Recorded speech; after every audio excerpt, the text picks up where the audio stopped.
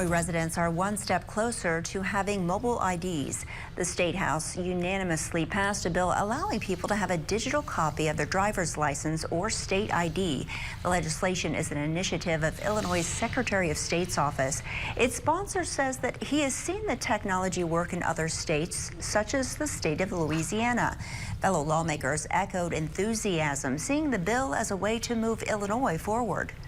So I think this is taking Illinois the right direction, a step into the future, and starting to get concurrent with a lot of other states and a lot of directions that they're going towards to make things more accessible, easier. The mobile ID would complement a physical ID card rather than replace